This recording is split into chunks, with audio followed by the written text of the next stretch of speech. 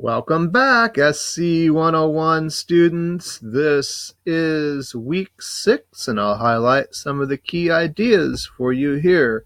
The Michael Moore film we'll be focused upon is capitalism, and because of that, we will also focus on trickle-down economics and whether it works or doesn't work.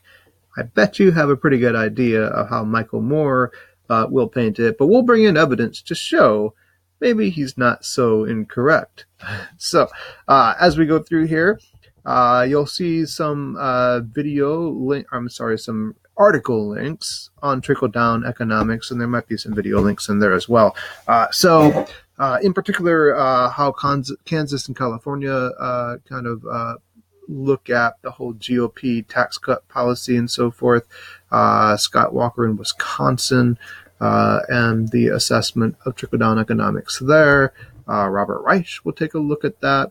And then looking at the crash, because with the recession and part of what the capitalism film is all about is looking at what caused the crash.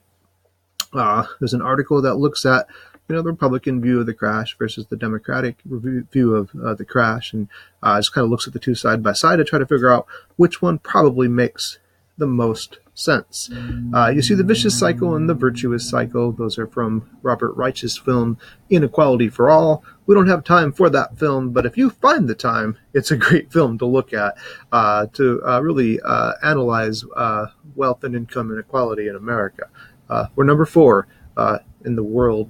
Russia has more inequality than we do, but they're an oligarchy without democracy. So considering, what we are, it is kind of frightening that we're so high on the list.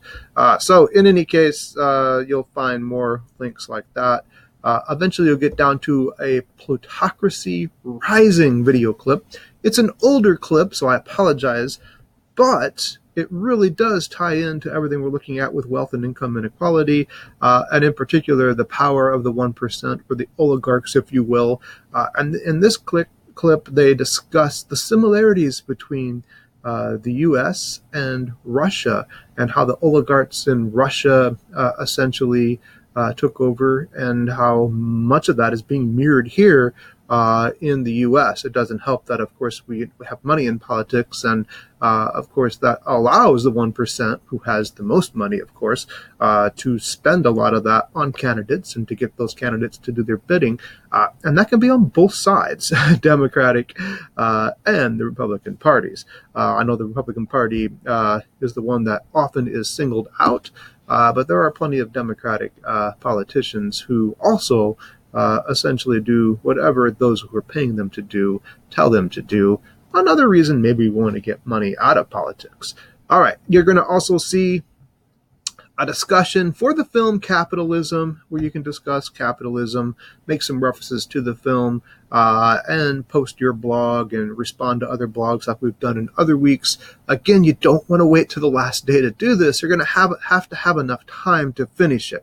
So make sure you are, getting the film in earlier in the week, or even before the week, like I said before, if you have a chance, and not waiting till the last second to do that. You're going to have a place to respond to the trickle-down economics issue, to analyze some of those issues, to talk about, what they talk about in some of those articles.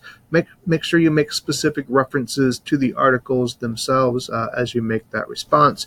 And of course, you do have the spot to respond to plutocracy rising. So you'll have a place to respond to that video clip as well. So there are some assignments certainly you want to pay attention to this week. And again, pay attention to the due dates and do not procrastinate. That certainly is a key.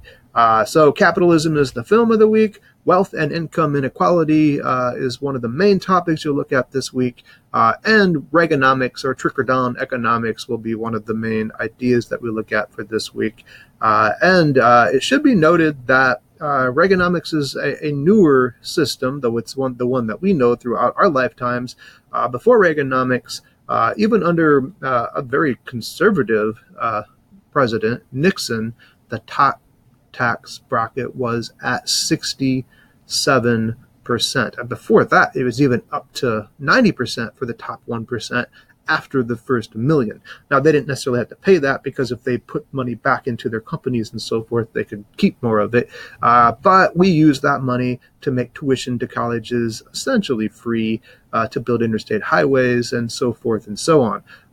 When Reagan came around and listened to some of his advisors, that's where they decided to cut the tax bracket and go into what we know nowadays as trickle-down economics. The thought being that if we give huge tax breaks to the rich, they'll make sure that everyone else is taken care of. They'll have better wages, they'll have, better health insurance, so forth and so on. Of course, many people have said our wages have not kept up with inflation. Now two people have to work to essentially what one person could do in the past. That they've broken up our union, so we can't even negotiate the way we used to, so forth and so on. So in any case, that's in the nutshell the topic we'll be looking at this week.